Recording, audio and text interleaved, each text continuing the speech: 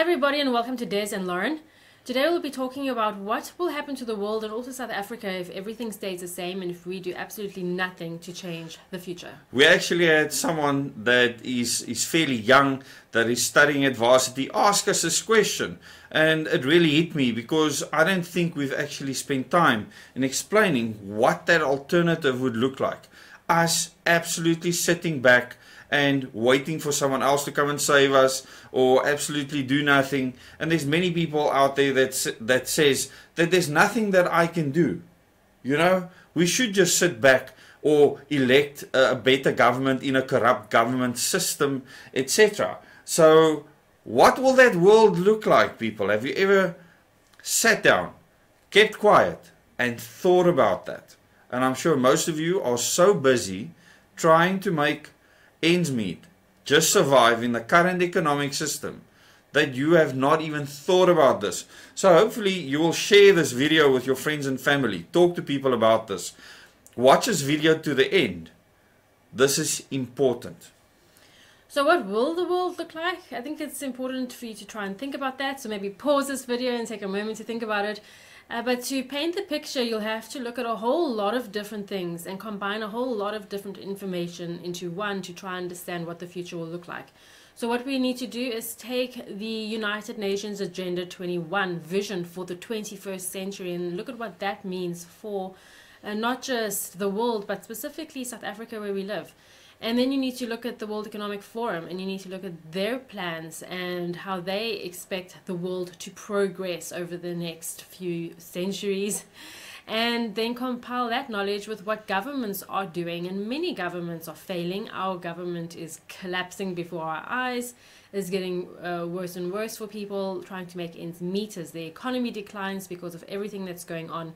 So when you can combine global governance, because that's how I see it, global governance plans with the United Nations and World Economic Forum, as well as others, with the state of the nation that you're in, doesn't just have to be South Africa, you can be anywhere in the world, whatever nation you're in, look at the state of your nation and combine that to see what the future is going to look like.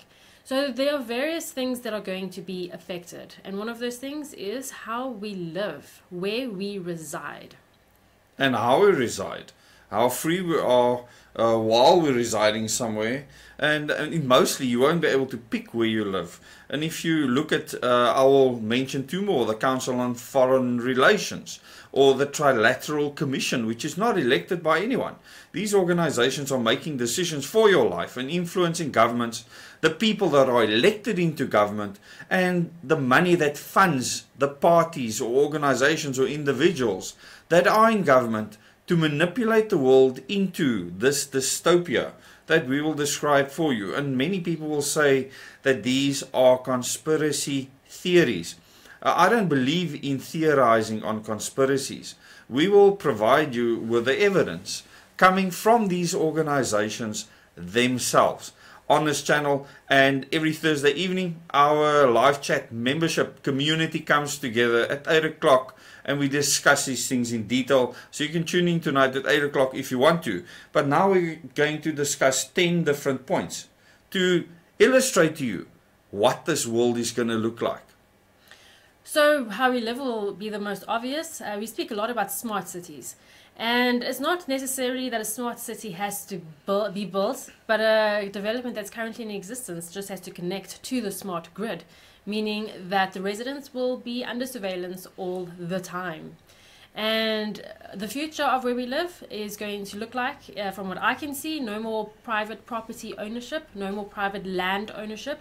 And in the future, I can't foresee people living in rural areas. What do you think? They'll actually be forced out of the rural areas unless they are part of that district system, just like in the Hunger Games, where in your specific district you can do a specific thing, like farm with pigs or grow broccoli or whatever the case may be. You will be assigned in a specific district to do a specific thing, and that'll be assigned by the United Nations. And if you look at the United Nations as an organization and you see it as a prelude to a global governance system, then you will start seeing a much bigger picture, especially if you see all the subsidiaries, UNESCO taking over World Heritage sites around the world, taking control of those sites within sovereign countries. then you will see how very quickly the district model can be implemented. And that is happening in KwaZulu-Natal, one of the provinces in South Africa right now. And for most people, the living will be in very high dense areas, and everyone will be packed on top of each other so that there's less human footprint on the earth. So I don't think it's a very healthy way to live, nor is it a very family-friendly way to live either. I think the way things are going with the cost of living and the densification of urban areas is going to discourage people from getting married and starting families and raising children. Well, in that kind of society, it is very difficult to be nucleus family focused. And so you create a world where you train the youth to not be family focused, to not bother with things like getting married, to not bother with morality, gender, and many other things. You do away with these things, and what you end up with is a world where you can be what you want, call yourself what you want, biology aside, science aside, and it's actually fascinating to see how quickly this can take place. So we spoke about access to land, property and possession that is diminishing. Klaus Schwab famously said, "You will own nothing and you will be happy." And Wow. most people will probably think, who is he to say that? He is the founder of the World Economic Forum, and your world leaders are sitting there, and he is proudly displaying the fact that the World Economic Forum created most of these leaders in these countries. And you need to think for yourself, do you want this future? Is this what you want for your kids? And if you're too busy trying to make money, to make a living, think about the system that enslaves you right now. And the most important thing, that there can be an alternative. The next thing that will be affected, I believe, is food, what we eat. And I truly believe that we're going to get to a time where we won't eat anything that comes out of the ground or comes from an animal. All of that will no longer be the politically correct thing to do, and we'll eat all food only that comes out of a lab or is made out of insects. And we've seen even local South African, even Cape Townian experiments where, for instance, a university here in the Western Cape created ice cream made of insects. And this will become common, and people will accept this. At the moment, many people say, but our local braai and us starting a fire is not going to be stopped by anyone. We'll never allow this. And I say to you, if you are not organized, if you are not prepared, it absolutely will not be your future. All the things that you believe now are dear to you and your family will cease to exist. Another hot topic internationally is a move towards a more global currency, and I think this is inevitable if you look at what is spoken at the World Economic Forum. But I think one needs to look at the ramifications of a global currency, and to me it basically means that there will not be any more borders or nations anymore in the way that we know them now, where a nation can have its national pride, its national identity, its national culture and language and sovereignty. That will cease to be, that will be no more, and I think unfortunately it will strip the world of its diversity and of its soul and of what makes people special and interesting and innovative and learn from each other. And what makes us human. And this global currency will be digital. It will not be in the form of money. And all those transactions will be monitored, tracked and traced. You will not be able to make any transaction without it being seen. And in future, you will not even be dependent on that. All of us will be subject to credit scores, which will, like in China, allow you to move around if you are a good citizen. What does that mean? Who decides what is good and what is not? Well, that brings us to artificial intelligence being central to everything that takes place in our lives, whether it's business or whether it's government or personal interactions. AI will be the center of that interaction taking place. And that goes hand in hand, as we discussed in a video yesterday, how that it's dependent on us sharing our data. The proper working and functionality of AI is dependent on all of us citizens being willing to share our data openly so that it can learn and grow and then help us as efficiently as possible. So we'll be living in a space where everything is out there open to anyone to harvest. Our data is as Yuval Noah Harari says in his book, 21 Lessons for the 21st Century, the new currency. And what a lot of people do not understand right now is that you will take that surveillance into your home. Your phone is already in your home surveilling what is happening all the time. But your microwave, your fridge, your washing machine, your tumble dryer, your electricity meter, your water meter, everything will be looking at your lifestyle in real time. And these smart meters will be able to determine how you live your life, when you do what, etc. And this will all go to a central database where this will be processed in real time.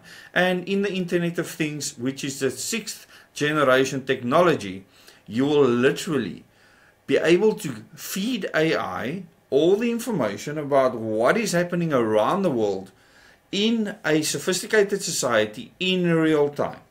That means no rising up against your government. That means having no opinion of your own. That means not being anti the system. That means no real democracy where you can oppose the prevailing attitude and mindset that is ruling the day. Well, no government that exists today will be in existence then. Not as we know it. Not as we know it. And for us to be able to have a semblance of freedom in what the global elites are planning with all the corporations that will make governments irrelevant, if we do not plan, if we do not act here in the southern tip of Africa, we will not be able to overcome this. And this will be our future. I believe that we have the ability to overcome.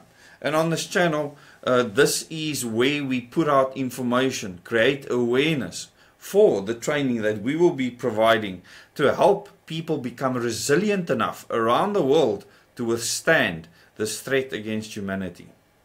And we haven't got too much time because one of the other areas that will look very different in the future is education of the youth, of the children and of the youth. So right now in South Africa, for instance, and it's the same for a lot of other countries, the curriculum your child is taught is very much set in stone by the national government. And that national government curriculum is influenced by UNESCO, which is a UN auxiliary. And what we'll see in the future, a move towards a more solid global school curriculum. And what happens then is that children across the nation are taught the same thing and have the same mindset. And that means that nations cannot learn from each other. That means that even within a nation, children haven't got differences in thought and understanding, meaning that innovation will cease.